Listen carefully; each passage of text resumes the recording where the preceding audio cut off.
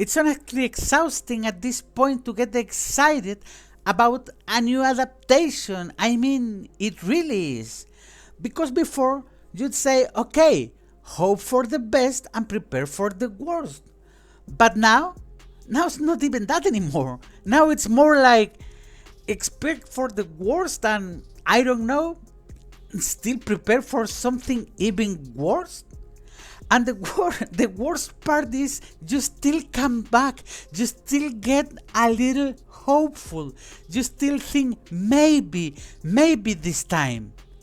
And no, it's always the same story over and over. And sadly, everything points to us heading straight into the same situation all over again. But this time, with one of the most important sci-fi franchises in gaming. We are talking about Mass Effect. Hello dear viewers, and welcome back. My name is Amilcar, I am a sci-fi and dark fantasy author, and this is 4 Cents. So, a while ago it was announced that Mass Effect was getting an adaptation. And sure, up to that point, fine. Normal, some would say. But the problem is what started coming out after that. According to statements from Amazon, particularly from Peter Friedlander, the idea is to make the series more accessible to people who never played the games, or in his own words, more appealing to non-gamers. And this is where I stop and go, why? I mean, seriously, why? If you already have something that works, if you already have a proven story, why is the first thing you want to do change it? It has no sense. Now, for those who might not be that familiar, Mass Effect is not just anything. We are talking about a universe where in the year 2148, humanity discovers the remains of an ancient alien civilization on Mars, the Proteans. And because of that, boom, interstellar travel, mass relays, contact with other species, I mean, an entire galactic community operating from the Citadel. So no, it's not just sci-fi, it's well-built sci-fi that is totally different, with rules, with history, with internal logic, something you don't come across very often nowadays. And in the middle of all that, you have Commander Shepard, who isn't even a fixed character, because Shepard can be male or female. It has character customization. And that already tells you something important. Mass Effect isn't just a story you watch, it's a story you live. You live the story because your choices matter. I mean, who you save, who you sacrifice, who you side with, and in the end, the fate of the entire galaxy depends on those decisions. So yeah, when you look at all that, you understand why they want to adapt it. It's a game with millions of copies sold, awards everywhere, one of the most important RPG trilogies of the modern era. This isn't just any IP, it's a game that has an audience, it has a foundation, and most important, it already proved itself. And because of that, we go back to the same question. If this already works, why do they keep touching it? Because this idea of making it more accessible or more inclusive is new. We've seen it over and over again, and it almost always ends the same way, in a massive disaster like the Hindenburg. Now, to be fair, not every adaptation is bad. You got cases like The Last of Us or Fallout in video games, or even things like One Piece or Dune, adaptations that actually worked. But why did they work? Because they respected the source material. They didn't try to reinvent everything from scratch. Now, compare those with something like Halo, The Witcher, The Wheel of Time, or The Rings of Power. In all those cases, the showrunners started changing things or just outright rewriting them. Like they said, reinterpreting the original story, making adjustments to the canon. And as a result, everything falls apart. And that's precisely my point. Those weren't coincidences. At the end of the day, it all comes down to the same idea. When you try to make something for everyone, it ends up being for no one. I mean, it's like trying to make a vegetarian dish that also has meat in it. It just doesn't make sense. And with video games, this is even worse because they are not just stories. Unlike unlike books or traditional films, games are more personal experiences.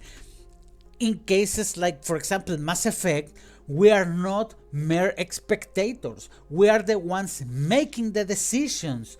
We are the ones shaping the outcome. And this is why choices like, for example, showing Master Chief's face in Halo aren't small details because they break something fundamental. They break the immersion, they break memories. And that's exactly the concern here with Mass Effect. And this is where the deeper issue comes in. A lot of modern adaptations seems to have a different priority. And it's not adapting the story. It's but reinterpreting it. What this means? Changing characters, changing tone, direction, and everything with the idea of reaching a wider audience or modern audiences. Or in some cases, just trying to reshape how those stories were perceived. But there is a problem with all that. As I said before, when you try to make something for everyone, it ends up being for no one. And when you change feel forced, they often create more rejection than engagement. Which is why I keep insisting on this. Video games are especially delicate because, like I said, and I'll say it again, they are not just stories, they are personal experiences. And to explain that a bit better, let's go back to an example. Let's talk about Halo again.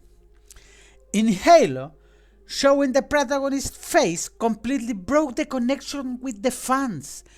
It wasn't just a detail, it was a core part of the character's identity because Master Chief is the player, or he was the player. And it's not like, in Tomb Raider, where you play a defined character with a set identity.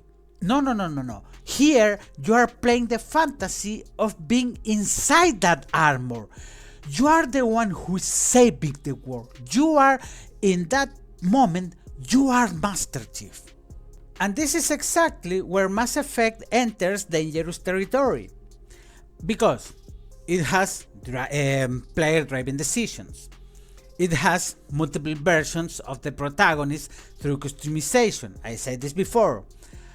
And it has a deeply detailed universe filled with mysteries and challenges. And that's why when people talk about games like this or like Halo, they speak in first person, not third. And simplifying that can destroy what makes it special. And the only way to avoid these kinds of problems is to stick to the canon, or at least stay as close to it as possible.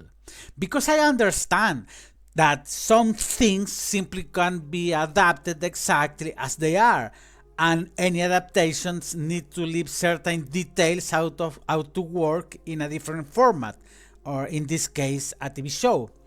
But even then, the showrunners need to preserve the lore, the canon, and the overall experience as close as possible to the original story, or in this case, to the game. Because Mass Effect lives through its decisions. It lives through its nuance. It lives through its complexity.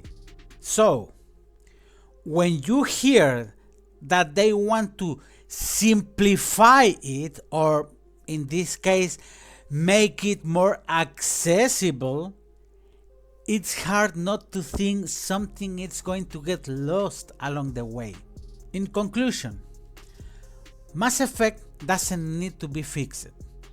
It doesn't need to be, reinterpreted. It doesn't need to be adapted for everyone. It already worked. It already proved what it is. And that's why the real question is this: are they going to respect it this time? Or are we about to get, another unrecognizable version of something that was already great? And that's all for this video.